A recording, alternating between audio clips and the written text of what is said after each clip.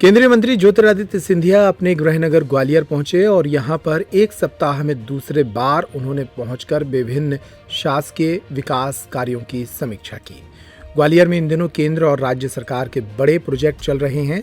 सरकार की कोशिश ये है कि इन प्रोजेक्ट को विधानसभा और लोकसभा चुनाव तक पूरा कर लिया जाए, जिसको लेकर इन प्रोजेक्ट्स की लगातार मॉनिटरिंग भी की जा रही है। खुद ज्योतिरादित्य सिंधिया ने अब इनकी समीक्षा करने की कमान संभाल ली है।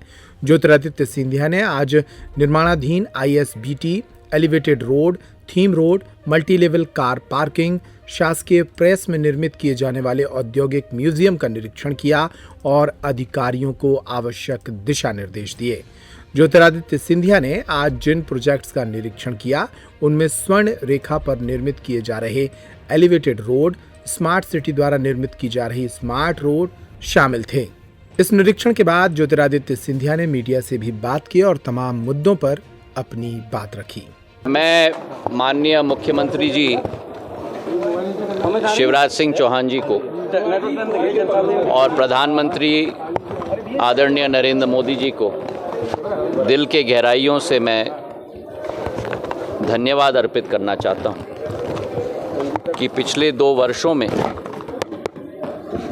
ग्वालियर का वर्तमान, ग्वालियर का भविष्य और ग्वालियर की फ़िज़ा को बदलने और परिवर्तित करने का जो एक संकल्प भारतीय जनता पार्टी के शीर्ष नेतृत्व ने उठाया है, मैं उनको दिल के गहराइयों से धन्यवाद अर्पित करना चाहता हूं।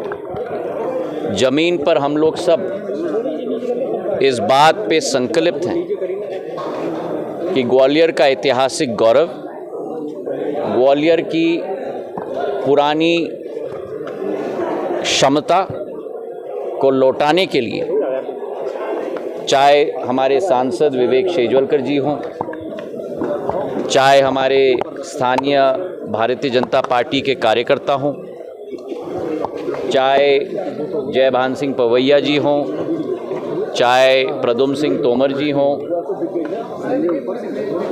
चाहे नरेंद्र सिंह जी हों, हम सब एक साथ मिलकर इस बात पर पूर्ण रूप से संकल्पित हैं। कल मध्य प्रदेश में मुख्यमंत्री शिवराज सिंह जी ने इस वर्ष की बजट की घोषणा वित्त मंत्री जी जगदीश देवड़ा जी के साथ की। एक विकसित मध्य प्रदेश के संकल्प से बना हुआ बजट, एक बजट जो दिखा रहा है कि किस रूप से मध्य प्रदेश बदल रहा है। 2022-23 में 16% घरेलू उत्पादन की दर से मध्य प्रदेश आगे बढ़ा है। जो per capita income Madhya Pradesh में 2001-2002 में 11,000 रुपये होती थी, वही पर कैपिटा इनकम आज बढ़कर 1,40,000 रुपये हो गई है, मतलब 14 गुना की वृद्धि।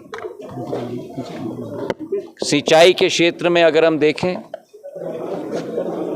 तो 45 लाख हेक्टेयर की सिंचित जमीन आज मध्य प्रदेश में बन चुकी है। अन्न के उत्पादन में हम देखें तो जहां 170 लाख मीट्रिक टन होता था, वो आज 650 लाख मीट्रिक टन का उत्पादन मध्य प्रदेश में हो रहा है। ऊर्जा की क्षमता हम देखें तो 2002-03 में जहां 3000 मेगावाट की बिजली का उत्पादन होती थी, वो आज मध्य प्रदेश 28,000 मेगावाट बिजली का उत्पादन कर रहा है। अब इस बजट में हर वर्ग के लिए, हर इंसान के लिए, हर व्यक्ति के लिए बहुत अहम कदम मुख्यमंत्री एवं वित्त मंत्री जी के द्वारा उठाए गए हैं। महिला सशक्तिकरण हम लोगों का संकल्प है। 1,02,000 करोड़ रुपए का बजट आवंटन महिला बाल विकास मंत्रालय के लिए और क्षेत्र के लिए किया गया है। नई योजना, जहां लाडली लक्ष्मी योजना थी, वहां लाडली बहना योजना, जहां हर महिला के खाते में 1,000 रुपये प्रति माह पहुंचाया जाएगा, 12,000 रुपये प्रति वर्ष। 8,000 करोड़ का आवंटन बजट में किया गया है। शिक्षा के क्षेत्र के लिए भी प्राथमिकता दी गई है। करीब 250 नए मेडिकल कॉलेज, 500 करोड़ रुपए की राशि आवंटित की गई है। वहीं शिक्षा में 250 सीएम राय स्कूल और 50 मेडिकल कॉलेज, जहां 500 करोड़ रुपए की राशि की आवंटित की गई है। चाहे हम अधोसंरचना के क्षेत्र में देखें, सड़कों के क्षेत्र में 15,000 करोड़ रुपए का आवंटन हुआ है।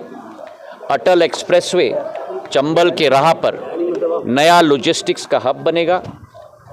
वैसे ही विंध्य एक्सप्रेसवे हमारे विंध्य क्षेत्र के लिए भी बनने जा रहा है और नरबट उसका आवंटन भी इस बजट में कर दिया है, तो उसमें कोई कठिनाई नहीं होगी। और एलिवेटेड रोड पार्ट 2 की भी शुरुआत काम का हम लोग जल्द से जल्द करने की कोशिश करेंगे। उसके बाद मैं यहाँ multi level parking, car parking की जो जगह बनाई जा रही है गोरखी मंदिर के पास, इस जगह का हमने निरीक्षण किया है।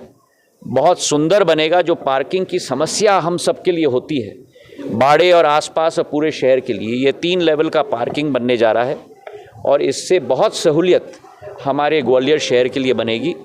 ग्राउंड लेवल पे पानी के स्रोत, गार्डन, लोगों के लिए बैठने के लिए बेंच, और मैंने कहा है एक तरफ डिजिटल म्यूज़ियम है, दूसरी तरफ गोरखी है। जो सामने का भाग है वहाँ एक heritage arts and craft centre बनाया जाए और उसका जो फसाड है वो भी डिजिटल म्यूज़ियम और गोरखी की तरह हम लोग बना लें, तो एक बहुत सुंदर स्क्वायर बाड़े के अतिरिक्त ये भी बन जाएगा हमारे आम आदमी और आम नागरिकों के लिए। उसके बाद पूरा जो जीपीओ ऑफिस तक और बाड़े के मेन चौक, जयाजीराव महाराज के चौक का हमने निरीक्षण किया और वहाँ भी मैंने कई सुझाव दिए हैं कि कैसे हम लोगों को कार्य करना है ताकि उस क्षेत्र का भी सुंदरता निकल पाए। और उसके बाद हम लोग अंत में गवर्नमेंट प्रेस में पहुँचे हैं। 100 साल पुरानी ये बिल्डिंग है और बिल्कुल आप देखो कि साइंटिफिक रूप से विशेषज्ञ ने कैसे स्लोपिंग सीलिंग बनाए हैं। ज़रा आप अपने कैमराज अगर ऊपर करोगे 1 सेकंड के लिए, तो ताकि सूर्य की रोशनी, ज़रा कैमरा 1 मिनट ऊपर करो, हाँ, क्या कि सूर्य की रोशनी भी अंदर आ जाए, प्रेस में जो लोग काम कर रहे हैं उनके लिए सूर्य का प्रकाश आए। तो इसको हम ऐसे ही रखेंगे। और ये लूवर्स आप देख रहे हैं, खिड़कियाँ, ये खिड़कियाँ को हम लोग खोल भी सकते हैं। ये पुराने ड्रेनेज के पाइप्स हैं जो आप देख रहे हो, ये पुराने ड्रेनेज के पाइप्स 100 साल बाद भी उसी उत्कृष्ट स्थिति में हम लोगों को देख रहे हैं। और ये जो मेरे पास आप देख रहे हो, ये पुराना पंचिंग मशीनरी है, ये 100 साल पुराना है और इसका एक लीवर को हमको ठीक करना है। अगर एक लीवर को हम ठीक कर लेंगे तो ये पंचिंग मशीन आज भी चल पाएगी। आपके पीछे जगह में ये पुराना गवर्नमेंट प्रेस है जो उस समय के स्टेट के ज़माने में सारे डॉक्यूमेंट्स को प्रिंट करता था। इसको भी हम लोग रेस्टोर करने की कोशिश करेंगे। और जो वातावरण है वो आधुनिक नहीं, लेकिन पुराना पारंपरिक ही वातावरण हम लोग देंगे। फसाड को भी हम लोग साफ़ करेंगे।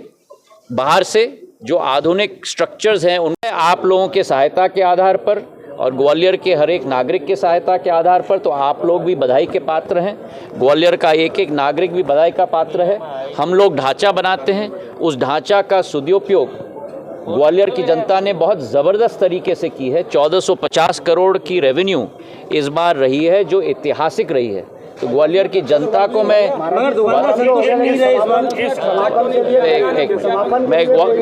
ग्वालियर की जनता को मैं बधाई देना चाहता हूँ। इसी के साथ अरे इतिहास बन गया, पर आप क्यों हर बार ग्लास को आधा खाली देखते हो भाई? आधा ग्लास तो भरा हुआ है। एक और महत्वपूर्ण बात मैं आपसे बताना चाहता हूँ। ग्वालियर के लिए बहुत ही महत्वाकांक्षी एयरपोर्ट 500 करोड़ रुपए की आने वाले दिनों में तीव्र गति से कार्य हो रही है। आप लोग स्वयं देख रहे हैं।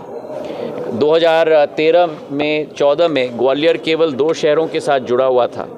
आज ग्वालियर 5 शहरों के साथ जुड़ा हुआ है। सारे देश के मुख्य नगरियों के साथ ग्वालियर जुड़ा हुआ है। बेंगलोर से जुड़ा हुआ है, मुंबई से जुड़ा हुआ है, दिल्ली से जुड़ा हुआ है, हैदराबाद से जुड़ा हुआ है, इंदौर से जुड़ा हुआ है। हमारी कोशिश है और मुझे खुशी है आपको कहते हुए कि स्पाइस जेट का विमान वर्तमान में बेंगलोर की कनेक्टिविटी ग्वालियर से 7 दिन है, पर उन 7 दिनों में से 6 दिन छोटा Q400 विमान है जिसकी सीटिंग कैपेसिटी कुल मिलाकर 72 है, और केवल एक दिन बोइंग विमान है जिस बोइंग विमान की कैपेसिटी 185 की है। तो मैंने स्पाइस जेट से निवेदन किया है और मुझे खुशी है आपको कहते हुए कि 15 मार्च से हफ्ते में 1 दिन के बजाय हफ्ते में 3 दिन बोइंग विमान बेंगलोर तक जाएगी और महज 4 दिन Q400 विमान जाएगी। इसके आधार पर बेंगलोर की कैपेसिटी प्रति हफ्ता जो वर्तमान में 1490 है वो बढ़कर 1700 सीट्स की बन जाएगी। तो मतलब 17% वृद्धि बेंगलोर की कनेक्टिविटी से आ जाएगी। बेंगलोर के साथ साथ वर्तमान में इंडिगो का विमान हफ्ते में 4 दिन दिल्ली प्रस्थान करता है और स्पाइस जेट का विमान हफ्ते में 2 दिन दिल्ली प्रस्थान करता है। मतलब एक दिन शुक्रवार हम लोग कनेक्टिविटी से वंचित रह जाते हैं क्योंकि कोई प्लेन नहीं आता है। तो मैंने इंडिगो के लोगों से चर्चा की और उनसे निवेदन किया है और मुझे खुशी है आपको कहते हुए कि मैया की परिक्रमा का एक्सप्रेसवे भी बनाया जाएगा। इसी के साथ कृषि के क्षेत्र में भी बजट की आवंटन में वृद्धि हुई है। 13,000 करोड़ रुपए सब्सिडी के लिए रखी गई है हमारे किसानों के लिए, बिजली उन्हें सस्ते दाम में देने के लिए। 2,000 करोड़ रुपए फसल बीमा योजना के लिए रखी गई है। तो ये बजट हर वर्ग के लिए है, हर व्यक्ति के लिए है। सिंचाई के क्षेत्र में 11,000 करोड़ रुपए का आवंटन किया गया है और सबसे महत्वपूर्ण बात है कि ये बजट समावेशी है, समग्र है और 4,000 नागरिकों से पूछकर ये बजट बनाया गया है। तो ये जनता का बजट है जो शिवराज सिंह जी ने सदन के समक्ष पेश किया है और मध्य प्रदेश की जनता के समक्ष पेश किया है। मैं उनको तहे दिल से बधाई देना चाहता हूं, तहे दिल से उनको धन्यवाद अर्पित करना चाहता हूं। आज आपने बहुत सारी लोकेशन देखी है। आज हमने जितने भी विकास कार्य हैं ग्वालियर के जो महत्वपूर्ण हैं उन सब का हमने निरीक्षण किया है। शुरुआत ISBT जो नई टर्मिनस बन रही है 60 करोड़ रुपए की, उसका निरीक्षण हमने किया है। करीब 52 बेज बनेंगे जहां बसेस रुकेंगी और करीब 85 पार्किंग के बेज बसेस के लिए बनेंगी।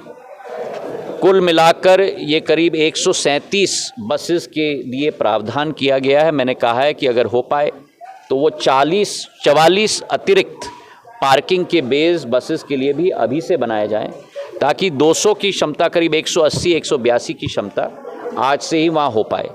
बड़ा सुंदर बनेगा।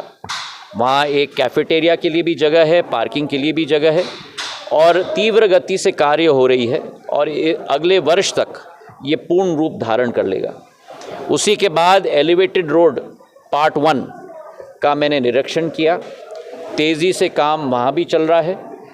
मेरी आशा है कि आने वाले समय में इस वर्ष के अंत तक कोशिश रहेगी कि फूलबाग से ग्वालियर किले के उस भाग को हम लोग पूरी तरह से तैयार कर पाएँ और ग्वालियर किले से हज़ीरा जो एक आउटक्रॉप अतिरिक्त हम लोग 1 किलोमीटर का दे रहे हैं वो, और ग्वालियर किले से IIITM तक ये भाग अगले साल तक तैयार होगा। तीव्र गति से कार्य चल रही है और एक ऐतिहासिक योजना होगी। एलिवेटेड रोड पार्ट 2 जो हमने नितिन गडकरी साहब ने हम लोगों को दिलवाई है, मैं धन्यवाद अर्पित करना चाहता हूं नितिन गडकरी जी को भी और शिवराज सिंह जी के लिए भी। तो हमने थीम रोड का भी निरीक्षण किया है। थीम रोड का भी हम लोग ने निरीक्षण किया है। वहाँ फिनिशिंग में हम लोगों को इम्प्रूवमेंट लाना है।